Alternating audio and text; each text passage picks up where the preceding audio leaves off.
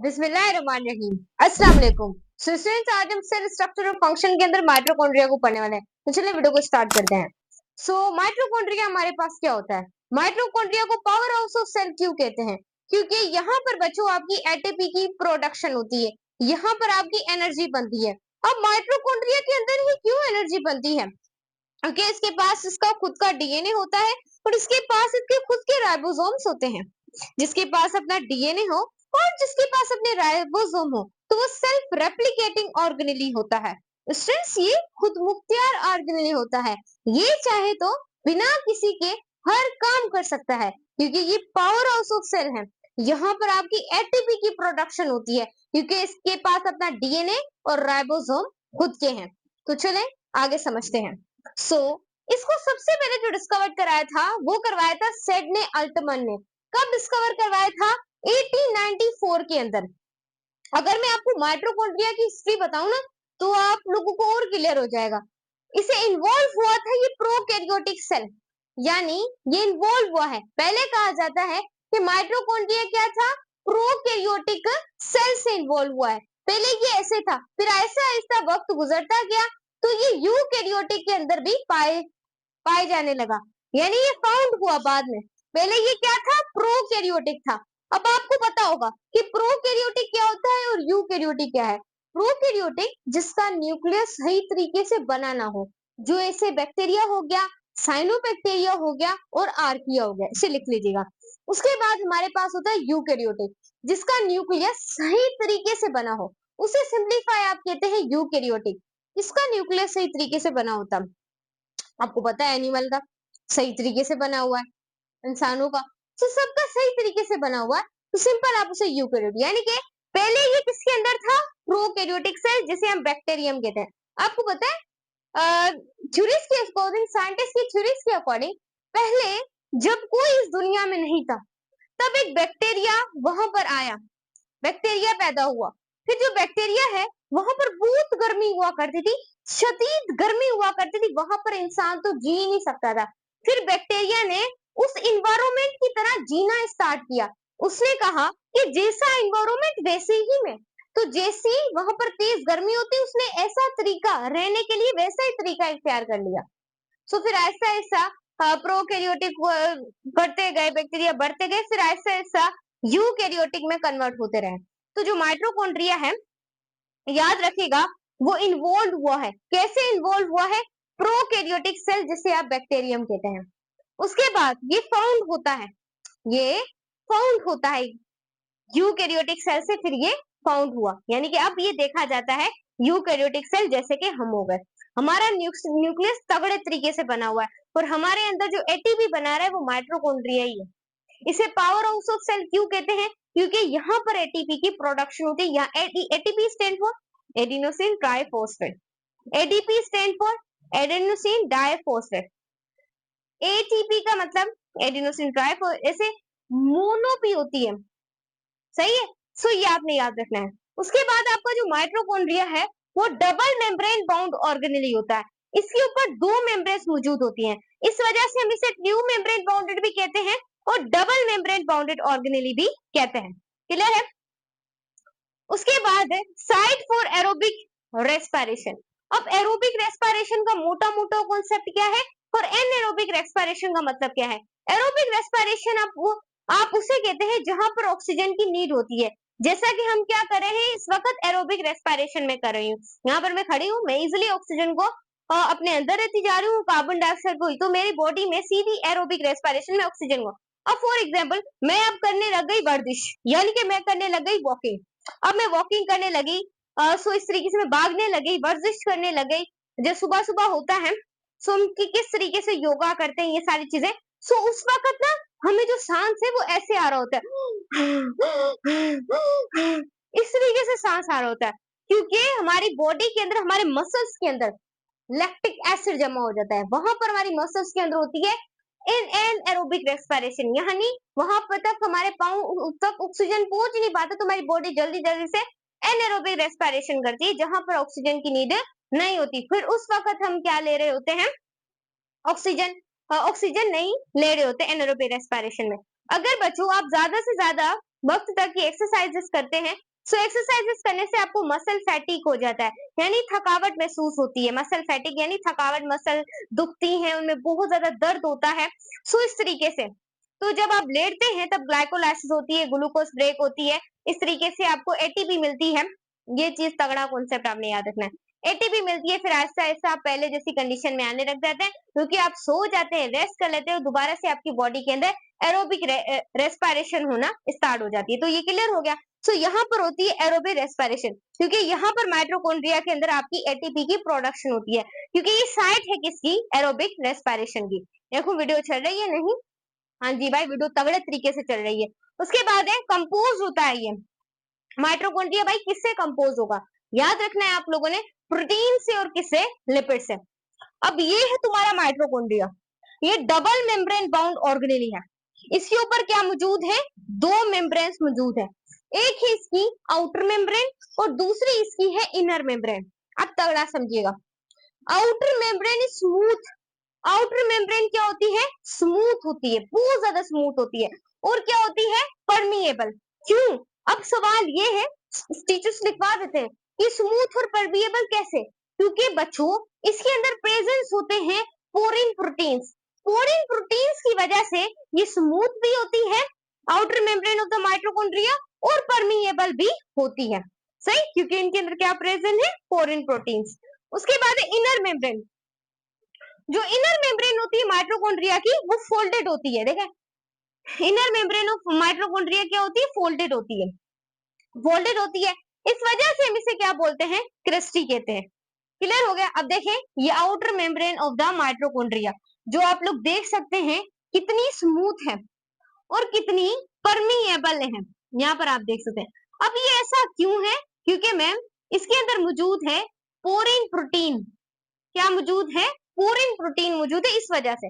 अब आप लोग देखें यहाँ पर जो माइटोकॉन्ड्रिया की इनर मेम्ब्रेन है, वो देखें उसके अंदर कितने फोल्ड्स हैं, आप लोग खुद देखें। इन्हीं फोल्ड्स को आप सिंप्लीफाई कहते हैं कि inner membrane of the mitochondria is a, क्या इनर मेम्ब्रेन ऑफ माइटोकॉन्ड्रिया क्या है, फोल्डेड है। इस वजह से हम इसे कहते हैं क्रिस्टी, ताकि डिफरेंशिएट हो सके। उसके बाद जो स्पेस होता है, ध्यान से समझिएगा, स्पेस बिटवीन माइटोकॉन्ड्रिया, माइटोकॉन्ड्रिया के बीच में एक जगह होती है, एक स्पेस होता है, उस स्पेस को आप लोग क्या बोलते हैं, इंटर मेम्ब्रेन स्पेस। देखिए, आउटर मेम्ब्रेन ऑफ माइटोकॉन्ड्रिया क्या होती है, smooth and permeable due to presence of porin protein, और जो इनर मेम्ब्रेन ऑफ माइटोकॉन्ड्रिया है वो फोल्डेड होती है, इस वजह से आप उसे क्रेस्टी कहते हैं। और उसके बाद माइटोकॉन्ड्रिया के अंदर एक स्पेस पाया जाता है, एक खाली जगह, एक स्पेस जगह पाई जाती है, उस जगह of the mitochondria, space of the mitochondria, उसे सिंप्लीफाई आप वो लोग बोलते हैं इंटर मेम्ब्रेन स्पेस। क्या बोलते हैं, इंटर मेम्ब्रेन स्पेस। क्लियर हो गया? हाँ जी। उसके बाद स्पेस, उसके बाद आउटर मेम्ब्रेन। अब जो माइटोकॉन्ड्रिया है ना भाई, उसकी जो आउटर मेम्ब्रेन है उसके अंदर 40% क्या है, लिपिड है, पूरा 40% लिपिड है, और उसके बाद 60% माइटोकॉन्ड्रिया में मैम 40% तो लिपिड है और 60% क्या है, प्रोटीन्स मौजूद है। इसके अंदर मौजूद है माइटोकॉन्ड्रिया की आउटर मेम्ब्रेन में।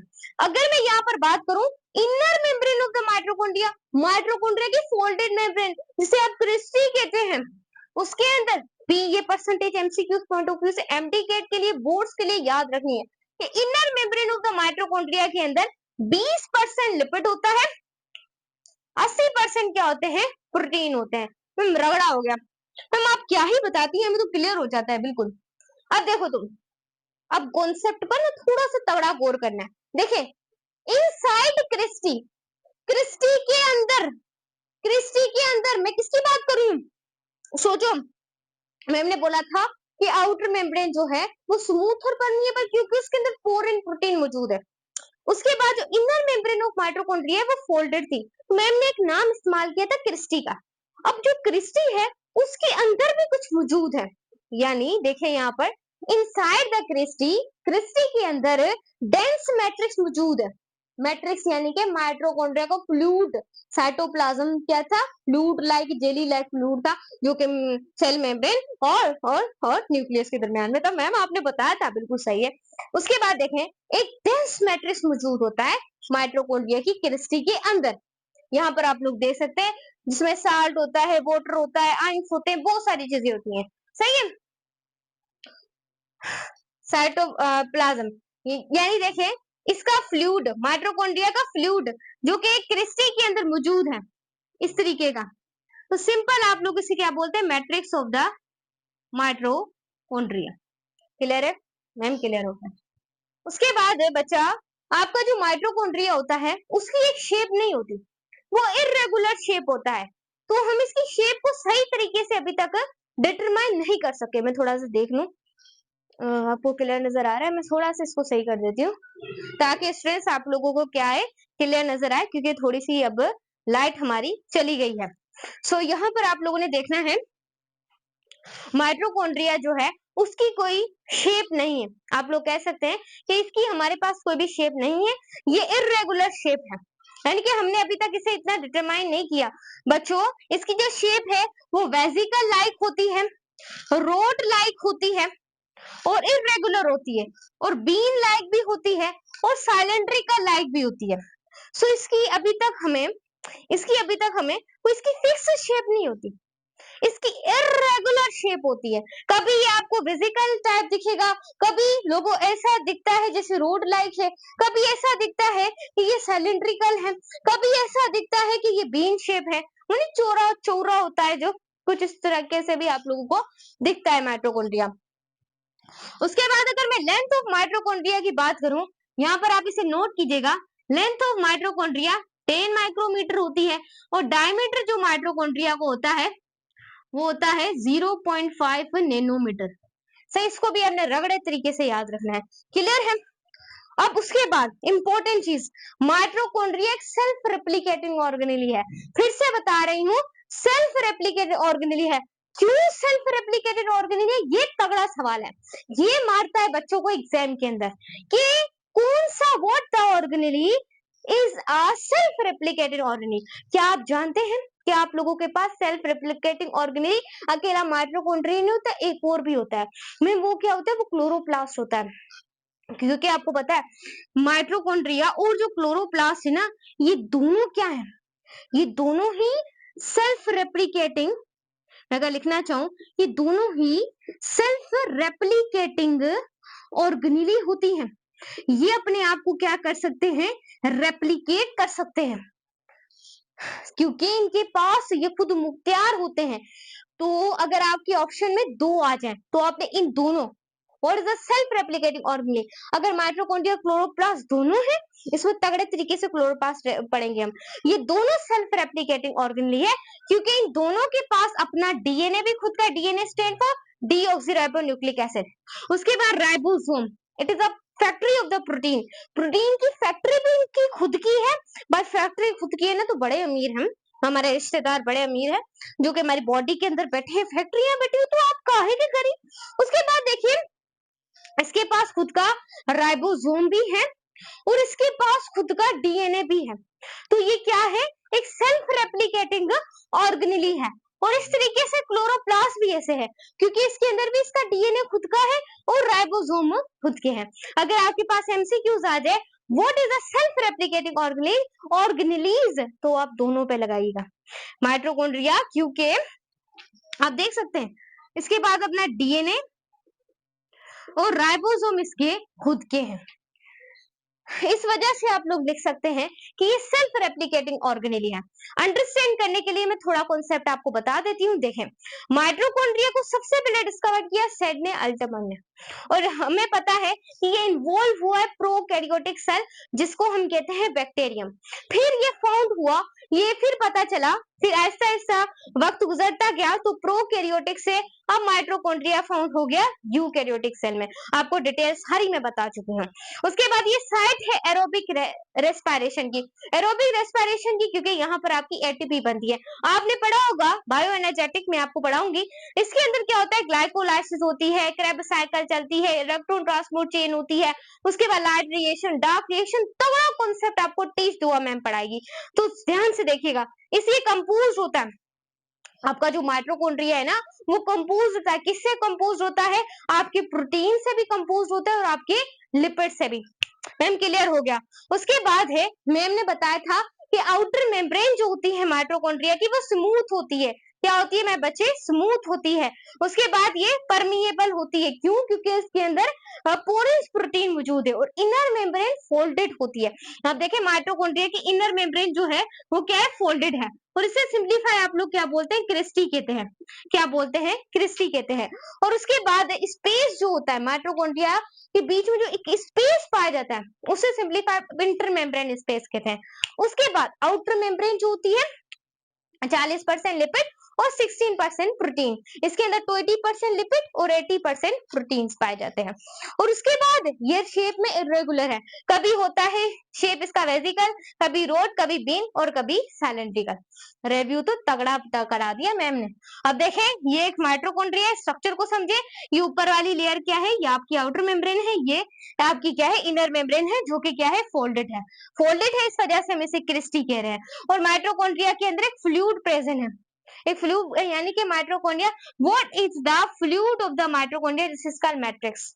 मैट्रिक्स आप लोग कहते हैं, ऐसे आपने साइटोप्लाज्म पढ़ा था इस तरीके से। उसके बाद लेंथ ऑफ माइटोकॉन्ड्रिया जो होती है वो 10 माइक्रोमीटर तक होती है। और अगर डायमीटर की बात करें तो वो कितना होता है, 0.5 नैनोमीटर। आई होप माय बच्चे आपको माइटोकॉन्ड्रिया का तगड़ा कॉन्सेप्ट एमडी गेट के लेवल पर और क्लास 11 के लेवल पर समझ आ गया हो। लाइक, सब्सक्राइब और वीडियो को शेयर कीजिएगा। मैं आपकी वही टीच दुआ, ये मेरा सेकंड चैनल है टीच दुआ बायोलॉजी, तो आपने लाजमी सब्सक्राइब करना है, लाइक करना है। टीच दुआ रिजवान को पेज को फेसबुक पे लाजमी सपोर्ट कीजिएगा, बहुत जरूरत है। और टिकटॉक पे भी आपने टीच दुआ और दुआ जहरा को लाजमी आप लोगों ने फॉलो करना है, लिंक डिस्क्रिप्शन के अंदर मिलेंगे। इंस्टाग्राम पर भी टीच दुआ हमें लाजमी फॉलो कीजिएगा। बाय बाय मैं बच्चे।